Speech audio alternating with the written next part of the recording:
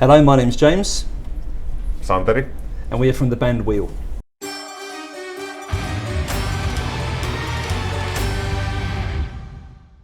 We got back pretty late last night from Kuopio, and we had a bit of a later start today, which was kind of good, but I mean, I think it's just mid-tour stuff. You know, none of us are dying or anything. We could just do with a night's sleep that maybe starts a bit earlier and lasts a bit longer. Yeah. We did 4 shows now in Finland this week, and this is the last one now in the ice hall Helsinki, and yeah, feels great actually. A bit tired, yeah, I admit. Oh, it's been such a weird time because I mean, 2019 we were touring a lot. We did about 2 months of touring with Soen. We did a week with Catatonia. We actually played here with Children of Bodom at their last gig before Alexi died. So coming back kind of brings back some memories, I think, in that regard. But this year has been the first year it's kind of felt like things are back to normal is too strong a word, but kind of getting back to normal. We did a week over the summer with Leprous. We just did 5 weeks in the States with APOCALYPTICA and Leprous. There's a pattern forming here with the Leprous thing. And tonight there's going to be APOCALYPTICA and Leprous, which no one could have predicted. It's been great. I mean, they're such easy people to work with. Excuse me. We've known them for a long time. Like, as you say, I've known Barvor since before our first gig. He's pretty much the reason we met our management, because it's their management. He invited the management over to our second ever show, and we've been working with them ever since. And of course they're a great band as well, so it's been lots of fun hearing them play. And yeah, we're just very familiar with the guys. Like Santeri went to school with Pertu, so you guys go back. And Mikko. Oh, and Mikko as well. Yeah. We went to the same high school, so I also know those guys from way back. So yeah, it's been really good. I think it's a good fit for the audience as well. Like it's a good package to tour with them. So yeah, we're happy, and it will continue. Like early next year, we will start the European tour of 33 shows or something. So I think the biggest distances. Yeah, literally that. It's everything so far. There's a lot of travelling, and I think also just the culture's a bit different. Like the audiences are really enthusiastic, so that's super fun. You kind of feed off the energy. But I mean, I don't think one's better or one's worse. Of course, there's different people, and I think the more you tour, the kind of more you understand the subtle differences in culture from country to country in Europe, and the far less subtle differences between culture across the Atlantic. But it was an amazing experience, and we saw so much of the country. Like I was really looking forward to seeing the non-tourist parts of America, and I feel like we kind of did see the real US, whatever that means. And we met a lot of the fans, which was super fun too. Yeah, it was amazing, and we're definitely going to go back. We're just not sure when yet. Yeah. Let's see. No plans confirmed at the moment, but it felt like we have an audience there, and it makes sense to go back. So I don't know when, but let's see.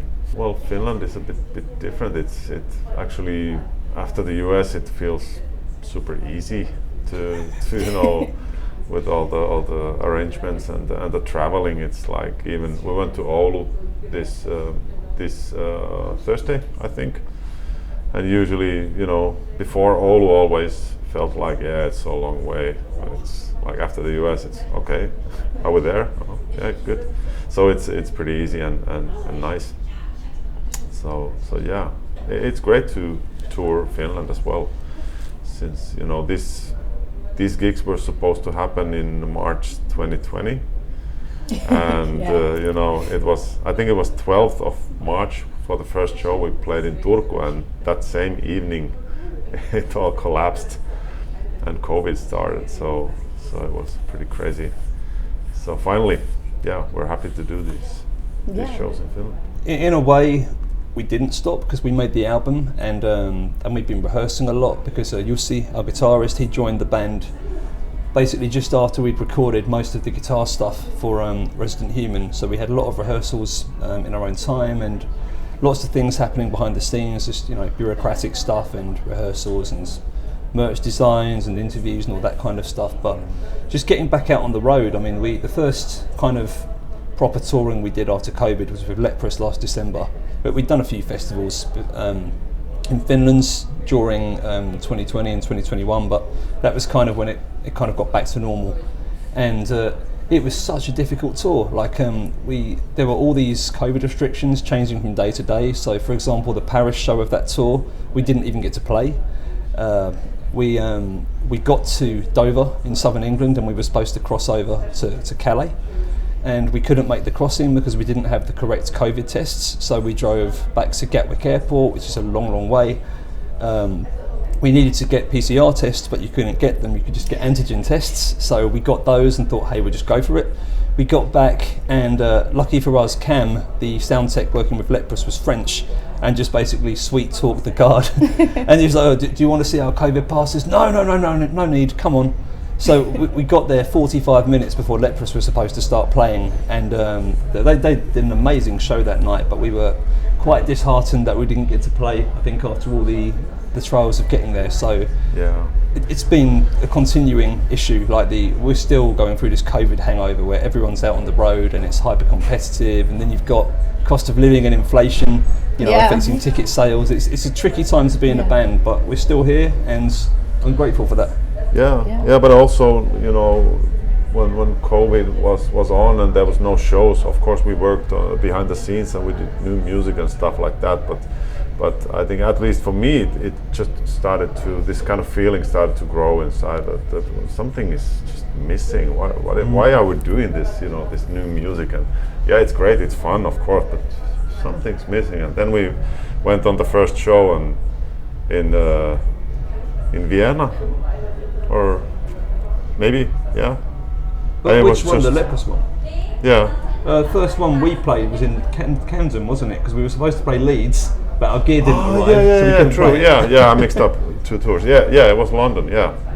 And it was like, okay, this is it. This is the thing why we actually do this, because the live situation is the most fun part. It's the reason, getting the instant feedback from the audience and that. So yeah, it was good to.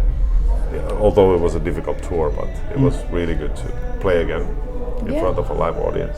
I mean, it's something we would like to encourage for the future, because it's prog for sure, but it's pretty violent prog. So I think there's room for moshing at our gigs, and we'd like to see more people going absolutely nuts. It depends on the show. Like, last night we played to a seated audience in Kuopio, and we weren't expecting a pit there. And there was one? There was not one, which surprising literally no one. But it depends on the night and the audience, and I think I've started to appreciate the difference in those kinds of gigs, that they don't all feel the same. It really depends on where you play and what time of year it is, what night of the week it is. And but you're right, Tuska was really special this year. That's one of my favourite shows we've ever played, so that was a great experience. Yeah, agreed. We never have leftover songs. There's no such thing in Wheel. Anything we finish, it's a big investment of kind of time, and once we've agreed we're going to commit to something, then normally I'll come up with instrumental stuff and I'll share it with the bands, and in the best case everyone's like, hey, this is great, let's record that. But quite often we start putting it to pieces and then build it back up, and Santeri will come up with new beats which might inspire new parts. But this time around, just it was a very intense process making Resident Human, and it was very, very prog. So we get bored if we do the same thing over and over again, so just kind of to keep ourselves interested, selfishly we wanted to make something a bit more direct and a bit more focused, and it didn't really feel like this stuff fit on an album. It was an experiment that I think it turned out really, really well, but we didn't know how well it was going to turn out. We just thought we'd take a shot and see what happened, like especially doing an acoustic track. We haven't done one of those for a very long time, and it's definitely nothing as ambitious as the one we just did, like with Synchronize. And I love how it's turned out. It's I think it still feels like Wheel, even though the mood of it is so different. Yeah. We were literally just talking with our management before this interview about the same thing, and we don't want to commit to anything, so this could change in a heartbeat, because we're very temperamental, artistic people. But currently we think it's going to be quite heavy, it's going to be quite prog, and the production style is probably going to be more like the EPs. But if we get a better idea, we won't do any of those things and we'll change it. Yeah, exactly. That's about it, right? yeah, something like that. Yeah. We want to I think we all still like the sound of Resident Human, which is a bit more like rough and not so not overproduced. But then again, we wanted to keep a bit of that on the EP, but still kind of polish it a little bit more. So it's a bit more, I don't know, modern sounding, but I think we will play around there. We want to keep it rough and kind of like it sounds like people are playing instruments and not just clicking a mouse. Yeah. So let's see. But yeah, like James said, we will figure it out on the way. So we can't really tell yet. Yeah, I feel like the third album is always the album that's sort of more experimental for a band and it sets their sound. So I'm really looking forward to see what that's going to be. That's like terrifying. Same. I mean, Resident Human was pretty experimental. But yeah, I mean, you're right, and I think at least for our sanity, we're trying not to think of it as this massive thing that will define the rest of our lives. It's more music, and we like the music we made previously, and it was the best we could do at the time, and we'll do the same again this time. We'll make the best thing we possibly can, and we'll use everything we've learned so far. At least on this tour, we've been playing Blood Drinker and Impervious live, and for the European tour next year, we are considering maybe adding Synchronize in. It just depends on set length. We're the opening band on these tours, so we have very little control over how long we can actually play for, and we want the set to feel like a satisfying journey. So if it fits, then we'll do it, but we're not committing to anything. Yeah, there's also the cellos in that track and an acoustic guitar, so we will see if we can find a way to make it work. We're not using any backing tracks and stuff like that. I mean, so you're playing with APOCALYPTICA now, so. Yeah. Your words, not ours. all I'm going to say is, like, if APOCALYPTICA are watching this, just. I mean, it would have only made sense to have at least Pavel for that one song you did with him over. But Your words again. I'll tell him later. That's true. Yeah. They're really separate, actually, but the title was. Ruminating is just the process of intrusive thoughts and thinking about things that are kind of just this radio noise through our heads that isn't particularly productive. And we thought, people want a third album, we're not doing that.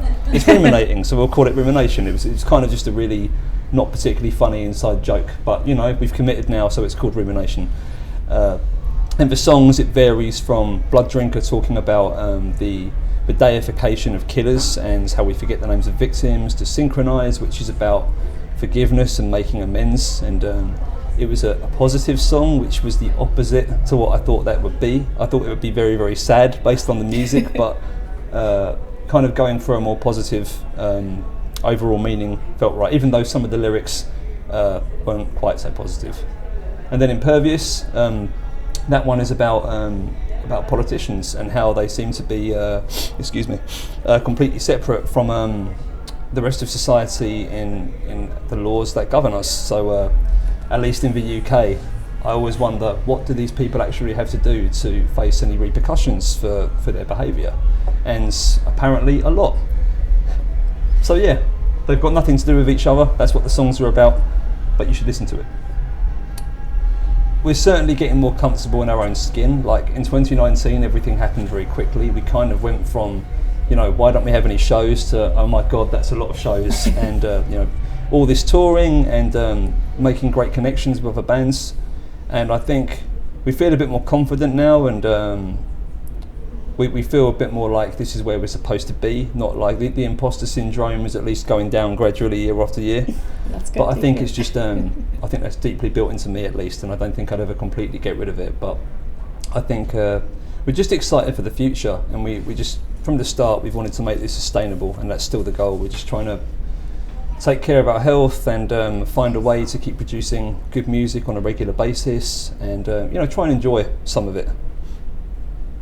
Yeah, it's for me at least, it's just great to be back on the road. And the COVID period was difficult also because nobody knew what will happen is it going to be over next year or the year after that, or what how it's going to be. So it's really good to be back to playing live shows. And yeah, we haven't finished anything, but we've got a lot of ideas that we think are quite good. So we're getting there. We're getting closer to a new album. I just have no idea when it's going to be ready. Like as soon as we can, of course, and it's our top priority around touring, which is a bit more rigid. But yeah, new music is coming, and just thank you for caring. We really appreciate it. Yeah. We've got great management is the kind of start and end of that answer, I think. Like up to this point, we've been releasing through the management's label services because we honestly just haven't felt like we've needed more help. But I think at this stage, especially with the international touring, it was a natural next step, and the label staff, they really like what we're doing, and they've got lots of other great bands which they represent. It just felt like the right fit for us and the right time to kind of expand our team to something more international. So we're very grateful that we're part of the Inside Out family now.